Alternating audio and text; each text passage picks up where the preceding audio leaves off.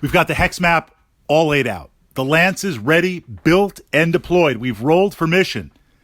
Turn 1. What is the first thing? We're going to build a checklist here for the new players. What is the first thing that you do in Battletech? What is that first, literally turn 1 calculation at the start of the game or the start of any turn? This is what I wanted to focus on in this vlog.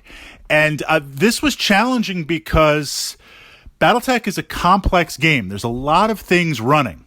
And that's before we get into player personality and do you know how your opponent plays? I mean, if you've had the chance to play me in any war game, Battletech, Warhammer 40,000, Chain of Command, close combat, assault, personal glory is an important aspect of my personality. Same with big guns. So you look at Battletech, I'm going to have autocannon 20s. I'm going to have that Banshee run up and drop kick you and punch you in the head. I mean, it has to happen. Glory dictates it. But you don't always know your opponent, or you don't always know what's going to happen. So there's a lot of calculations going on, and we're trying to make the best decision in the moment to build momentum and give us the advantage of opportunity. Give us the chance that when something does happen on the table, how do we take it? Now, from that perspective, that's like building a checklist. We could easily build 15, 20 things. And I'm working on some blog posts, some Battletech blog posts on a side note, pushing it over to my blog. The link on that is underneath this vlog. We're going to narrow it down to 1. I'm going to give you my first calculation. I literally looked at some pictures. I'd like to take pictures of my games, not only for the splash screens, but also as a way just to look back and say, like, what was I thinking? Did that work? Or look at that glory from Irby right there. Perfect. We need to capture that as it's staring down and awesome with its autocannon 20 on the Irby, the Duke of Death ready to go to see what happens. That's interesting stuff. That's important stuff. And I was thinking about all the calculations that I make, narrow it down to 1. So this is the first calculation that I make.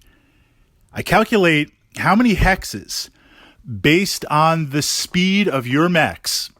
Obviously, if it's hidden units, I don't know, but what I have knowledge of. Based on the speed of your mechs and the mechs that I have, how many turns do I have before you are on top of me? How many turns do I have potentially? Do I have before you're on top of me? Now, the 3 factors in this, what's the mission? You know, obviously, if there's an objective hex in the middle of the table and it's cash and go, cash and grab, first person gets it, runs off, wins, that's like a magnetic force that's going to pull us together. We're both going to get there pretty fast as possible. If you have some fast machines and you're moving towards me, am I also moving towards you, or am I hanging back? I mean, there's modification. But I try to calculate, okay, 3 turns before we're danger close, and I define danger close in my vlogs as 3 to 5 hexes away, 1 to 4 hexes away, where now those medium lasers are firing, short-range missiles are firing, and we're a few steps away from punching, kicking, charging, slamming, death from above. I mean, we're engaged. We're face-to-face, we're engaged, and it's going to be hard to extract yourself. So I calculate how many turns before that happens. This dictates the heat output of just how many shots I'm going to get off. I was looking at a lance where I was running, this is Inner Sphere. It was a heavy combat lance, assault lance. I was running an Awesome, my favorite mechs, an Awesome, a Longbow, a Warhammer, and a Marauder. I got a lot of PPCs on there. It's a little strange, right? Where's the autocannon 20 Fritz? But they're still big guns. PPCs are still guns. And using that as an example, calculating based on heat, because I've got range, I've got great damage output, including with the missiles syncing up, the missiles on the Longbow syncing up with the Warhammer, the Awesome, the Marauder. But that Marauder and that Warhammer, especially, isolating those, I can't fire those PPCs, 2 PPCs every turn. Can't push that much heat. So I needed to calculate and say, all right, look, I might get 2 turns of shooting before they're on top of me, before my opponent is on top of me, running that calculation. So what that means is maybe I fire 2 PPCs on each and then bring it down to 1. For some reason, modified by mission, what you have, if it was going to take you longer to be on top of me. Maybe you were going to dig into some terrain somewhere and I can get into some forest and we can stay at pew pew range and fire away. Then maybe I can afford to push the heat every single turn. Maybe I can get 2 turns, 3 turns firing dual PPCs. That's the calculation. That's the calculation that I make because especially with the heavier class machines, what I don't want to happen is Alpha Strike is one thing. Alpha Strike and Battletech is where you're like, heat, I don't care. You fire everything with the thought of crippling the opposing mech. Now, you can't do the Alpha Strike straight out of the gate. It's not like the video games, but you can do it if a mech is wounded really bad or into internals or is missing. And from that perspective, especially with assault class machines that have multiple weapon options, it's viable. You're not Alpha Striking with a Wasp or a Stinger. You're just not. It's not in that nature. But making that calculation, because I don't want to shoot super committed, build the heat, and then turn 2, you're on top of me. And now I'm constrained by heat, and I'm at that danger close range, and I can't use my secondary weapons. I can't use medium lasers, SRMs.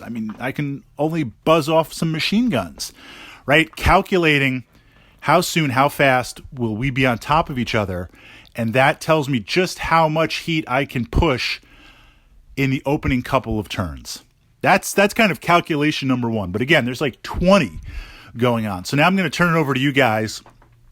Awesome. If I was new to Battletech, the comments that you guys are leaving, and I vastly appreciate them because they help me, but I've gotten a lot of feedback where it's like, Fritz, you're putting out great stuff. Thanks for doing it. But the comments, some of these guys got to get their own channel because they're like light years ahead of what you're doing. And they're putting out some amazing analysis.